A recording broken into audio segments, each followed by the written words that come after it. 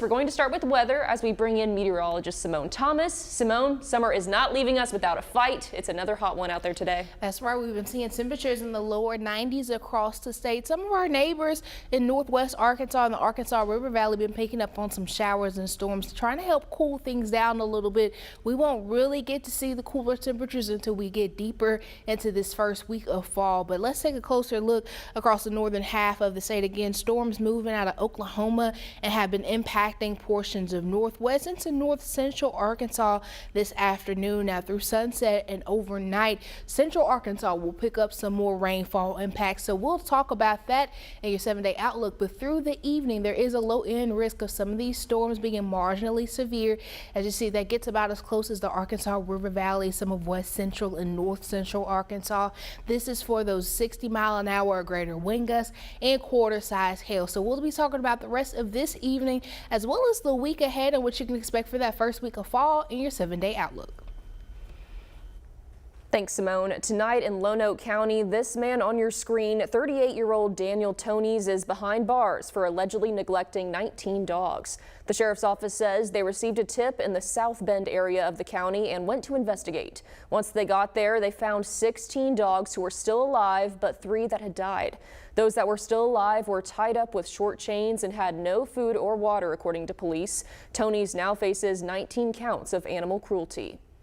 At the state capitol, families and friends gathered to remember their loved ones for the annual National Day of Remembrance for murder victims. The memorial is put on by the Central Arkansas chapter of Parents of Murdered Children and gives a platform to not only those lost to gun violence, but to the families who continue to share their stories.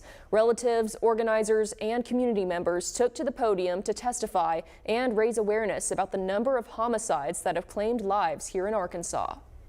But it's always nice to know that there's people that care about you, that want to support you and help you get on down this road. So that's what we do. It's one of us helping the other. Photos of loved ones lined the rotunda, serving as a visual reminder of the impact of gun violence. At 10, we'll hear more from those who attended today's memorial and learn how they continue to keep the memory of their loved ones alive. Governor Sanders is looking to keep the memory of Charlie Kirk alive as she declares today as a day of prayer and reflection for the conservative activist. Since his death, many have gathered at vigils across the country, including at our state capitol last weekend. She says the declaration serves as a tribute to his memory and as an expression of public sorrow. Today, also the day of his funeral at State Farm Stadium in Glendale, Arizona, and that's where tens of thousands of mourners gathered to say goodbye. CBS's Chris Van Cleve has more. Tens of thousands of mourners turned out Sunday at State Farm Stadium in Glendale, Arizona to say goodbye to political activist Charlie Kirk, who was gunned down September 10th while making a public address in Utah. Many in attendance came from out of state. I live in Baton Rouge, Louisiana, so when everything happened, there wasn't an option to stay home and sit back and watch. It was come out, show my support. I really wanted to be here. And I'm actually from Southern California, and we drove here last night. We got in about 1 o'clock in the morning and woke up at 3 to be here. Mourners were asked to wear red, white, and blue to honor Kirk. The Department of Homeland Security designated Kirk's memorial service a Level 1 security event on par with the Super Bowl. Security measures include uniform and plainclothes officers, drones, surveillance cameras, and counterterrorism sniper teams. Among those tapped to speak at the memorial, members of the Trump administration.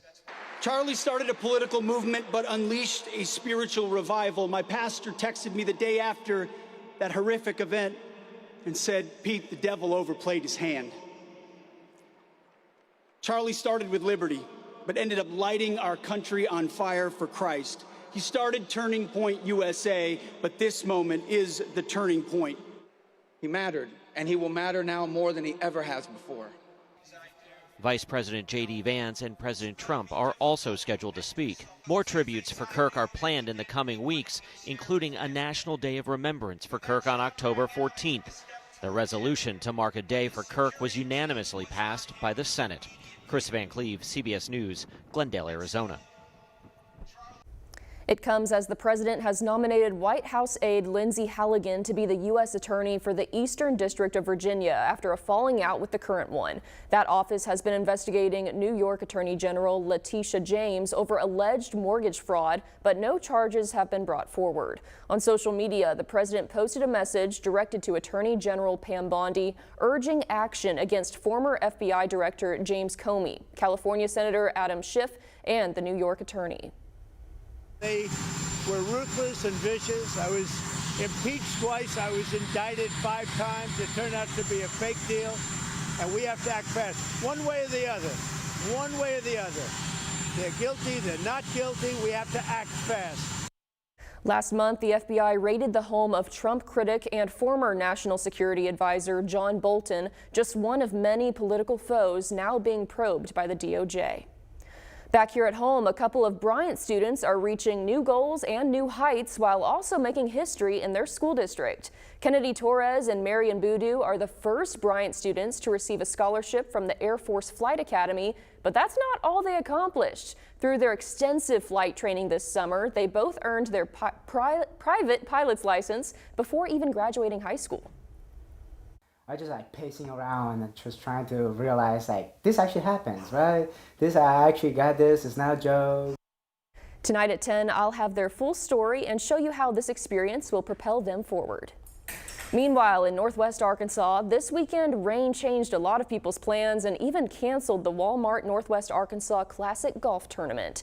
The LPGA says the course received more than 3 inches of rain yesterday on day 2 of the tournament. But despite that, they still plan to pay out the $2 million in prize money based on Friday's 18-hole results. Simone, do we have any rain we should be keeping an eye on in our area? Well, through the start of your fall season, the fall equinox happening tomorrow, we are going to have an unsettled pattern across central Arkansas. Right now, the rain is staying off to our northwest, but coming up in 6 minutes, I'll give you full details on the week ahead and how soon things will actually start to feel like fall.